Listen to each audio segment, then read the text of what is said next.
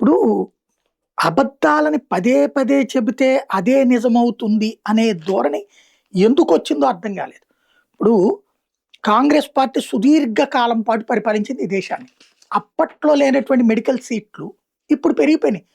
అప్పుడు పెరిగినాయి. అప్పుడు ఒక్కొక్క దశల వారీగా జరిగితే మోడీ ప్రభుత్వం వచ్చాక భారీగా పెంచేసింది. ఎందుకని?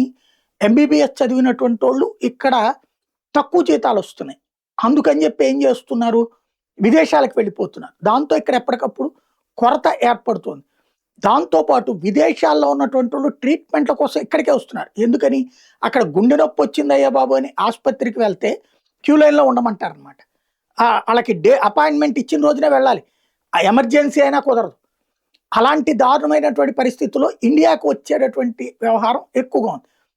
అక్కడ 25,00,000 అయ్యే ట్రీట్మెంట్ ఇక్కడ 2, 3 లక్షలతోనే అయిపోతుంది. అందుకని ఇండియాకు వచ్చేటటువంటి వాళ్ళ సంఖ్య పెరుగుతోంది. దానికి తగ్గట్టుగా ఇక్కడ డాక్టర్లు పెరగట్ల. దాన్ని దృష్టిలో పెట్టుకుని మెడికల్ సీట్లు పెంచుకురావడం జరిగింది.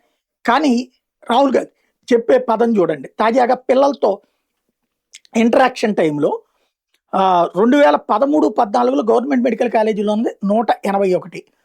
ఇప్పుడు 441. మోడీ గవర్నమెంట్ హయాంలో 260 గవర్నమెంట్ కాలేజెస్ కొత్తగా పెంచారు. జిల్లాకు ఒక మెడికల్ కాలేజ్ అని. ప్రైవేట్ మెడికల్ కాలేజీలకు ఇచ్చిన పర్మిషన్ 206 నుంచి 382 అంటే 176 మాత్రం ప్రైవేట్ కాలేజీలు పెరిగితే గవర్నమెంట్ కాలేజీలు ఏకంగా 181 నుంచి 441కి పెరిగినాయి. 260 గవర్నమెంట్ మెడికల్ కాలేజీలు పెరిగితే ప్రైవేట్ మెడికల్ కాలేజీలు 176 పెరిగినాయి. కానీ ఆయన ఏం చెప్తాడు పిల్లలకి? మోడీ గవర్నమెంట్ వచ్చిన తర్వాత మెడికల్ కళాశాలలు, ప్రభుత్వ మెడికల్ కళాశాలలు తగ్గిపోయినాయి అని చెప్తాడు. ఎందుకు ఇట్లా అబద్ధాలు చెప్తున్నారు అనేది ఇక ఆయనే తేల్చుకోవాలి.